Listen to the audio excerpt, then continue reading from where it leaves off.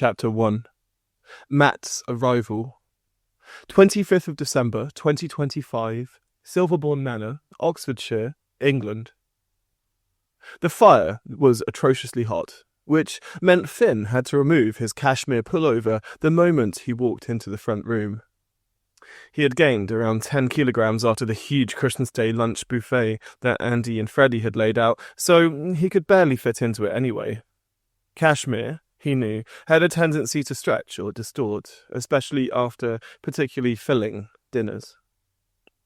Typically, he had very well-defined abs, but since their arrival at Silverbourne Manor under a week ago, they had eaten, drunk, smoked, and partied far too much. He was merely a shadow of his former healthy self. It couldn't matter less, he thought, as he would be back at the rowing club or out cycling again when he returned to London after their break.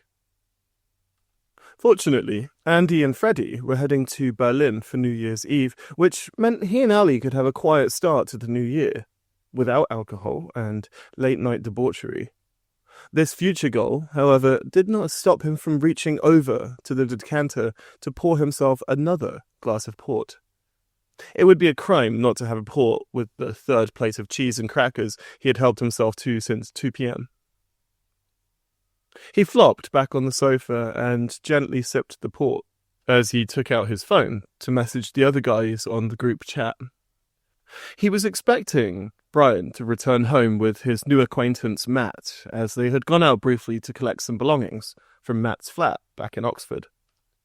Finn had decided to stay home as it was too cold to go outside. He was only wearing some tight booty shorts, meaning he was revealing more than he typically would when there was a new guest in his house.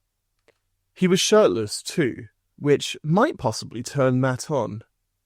He was doing this partially on purpose, as he was hiding a secret from Brian, which he didn't want to reveal to the rest of the group, or to Brian.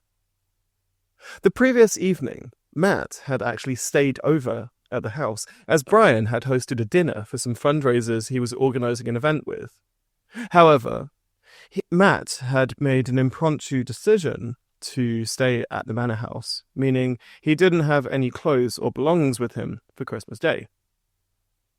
Finn wasn't really bothered who stayed, as long as they were hot and he could potentially sleep with them. And unbeknownst to Brian, he and Ali possibly had a threesome with Matt the night before, though he wasn't in a position to confirm or deny this, so would still pretend they had barely met, or not met at all. While he sat reclining back, he decided to see whether Matt had any naughty or revealing photos on his social media. He put the glass of port down and grabbed his phone from the side table, then proceeded to find his social media account. As sure as anything, there were a few shirtless pictures of him on holiday in Bermuda, and a smattering of photos from his gym workouts. He had a few older ones too, of his home gym back in Toronto, and something called Good Life, presumably a Canadian gym chain. He felt bad, but as host, he definitely needed to know exactly who was due to come over. It was his house, after all, even if he did not typically live there. His mother was usually around, so he spent almost all of his time with Ali at their flat in Fulham, West London. The rowing was better there, too, and the guys were hotter. There was far more talent around for him and Ali to explore. His right hand instinctively reached for his bulge and started touching his somewhat chubby cock as he looked more closely at Matt's pictures. Though he was slightly more skinny, he did have a fantastic physique. His bulge, too, was amazing. He tried to zoom in on a few photos to get a better look. He didn't need to zoom that far, though, as he had a nice visible penis line going on. This pleased him. He might be a good guest, after all. He heard the sound of a car on gravel as it stopped outside. It was raining, so the sound was slightly more mute, but he knew the sound well. When he was younger, he used to walk around the house in nothing but a jockstrap, or even naked on occasion, meaning he'd gotten used to the sound of the gravel driveway, so he could run upstairs and put clothing on. In this current circumstance, he didn't run upstairs, seeing as Brian was an ex-boyfriend and Matt would probably enjoy the view. He liked to tease. Finn walked to the kitchen, downing the last of his port before rising from the sofa, and found some glasses. Seeing as Freddy, Andy, Archie and Ali were out for a walk, he assumed that Matt and Brian would enjoy a bottle of Tacinder champagne together. A cheeky Christmas Day treat by the fire to get them loosened up. Matt, being younger, probably did not drink champagne that often. Finn figured the drink would be welcomed and help him feel more at ease, especially as he was an outsider and did not know anyone else. He lingered in the kitchen for a while longer, and as he was waiting, he noticed that Freddy's dog, Braveheart, was whining, presumably asking for food or water or something. Finn was not sure and did not really understand dogs, especially this one. It was a small male corgi, golden in colour, but extremely noisy when it needed to be, as it was in the current circumstance. "Come on, eat the chorizo. Good boy."